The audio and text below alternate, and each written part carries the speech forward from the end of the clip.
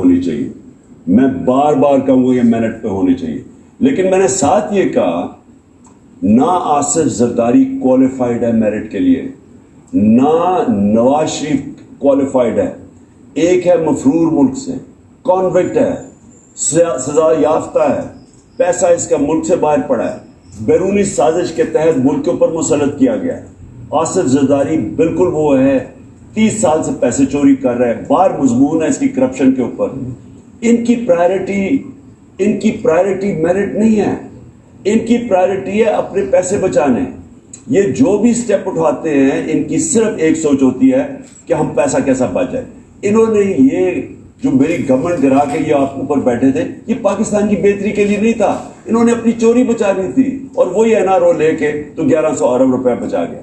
तो मैं बेसिकली ये कह रहा था कि मेरिट के पे सिलेक्शन होनी चाहिए। और मैं इस पे भी कहता हूं, अगर ये इलेक्शन हो चोर दरवाजे से ना आए, बाहर के मुल्क की साजिश के तहत एक 85 तो सीट है नून लीग की, हमारी 155 सीट है। इसकी क्वालिफिकेशन कैसे है कि वो बाहर से बैठ के मफरूर एक आदमी को आर्मी चीफ सिलेक्ट करे?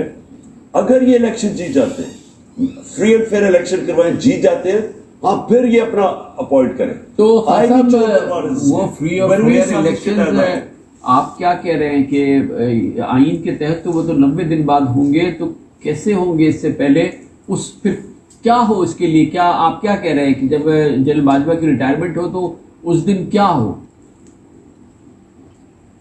इसकी प्रोविजन निकल सकती है। देखिए ये कोई बड़ी बात नहीं है, मुल्क की बेहतरी के लिए अगर इसकी प्रोविजन निकल सकती है। मैं वकीलों ने मुझे बताया कि इसकी प्रोविजन निकल सकती है कि जब इलेक्टेड गवर्नमेंट आए वो फैसला कर सकती है। जनरल बाजवा को एक्सटेंशन दी जाए, इशू तो इसमें सबसे बड़ा और है। उस वक्त तक के लिए साफ बात है ना सर, उस वक्त के लिए जनरल बाजवा को एक्सटेंशन दे दी जाए जब तक इलेक्शन नहीं होते। देखिए मैंने इसके ऊपर कोई तफसील में नहीं सोचा। मैंने तो एक पॉइंट ये कहा, प्राइम मिनिस्टर वेटिंग में आपको इन चीजों का तो हमें देना है ना जवाब सर, कि अभी कैसे होगा इस वक्त इस सैलाब की सूरत हाल, माशी सूरत हाल में इलेक्शन कैसे हो। नया आर्मी चीफ आना है, बहुत ही जरूरी है। आइन कानून एक साफ बात कहता है, जो कि गवर्नमेंट इन पावर है वो बता दे कि उसने किसको आर्मी चीफ बनाना है। पाकिस्तान के अंदर बिल्कुल साफ तरीका लिखा है, उसके लिहाज से वो जैसे अब तक बनते रहे ऐसे वो बना देंगे। लेकिन अगर आपके पास इसके अलावा कोई फॉर्मूला है तो वो एक्सप्लिसिटली बताइए ना, साफ साफ बताइए कि ऐसे कर लो। जैसे कि मुझे लगा, मिसाल के तौर पे आप ये फरमा रहे हैं कि भाई जब नई इलेक्टेड गवर्नमेंट आएगी वो लगा दे, चले बिल्कुल फबेहा, उसके लिए भी आपको बात करनी पड़ेगी, मगर उसके लिए साफ अल्फाज में आप ये कह रहे हैं कि उस वक्त तक जनरल बाजवा कंटिन्यू करें आर्मी चीफ, और जब इलेक्शन हो जाए और उसके बाद नई जो गवर्नमेंट है फिर वो आर्मी चीफ लगाए। Is that right? मैं इसका वकील क्या कहते हैं, कॉन्स्टिट्यूशनल एक्सपर्ट्स क्या कहते हैं, मैं नहीं जानता, लेकिन मैं सिर्फ आपको ये कह रहा हूं कि मुल्क एक्स्ट्रॉर्डिनरी सर्कमस्टांसेस का सामना कर रहा है। मुल्क के हालात जिस तरह कहता है और कंपाउंड हो गए हैं ये सैलाब से।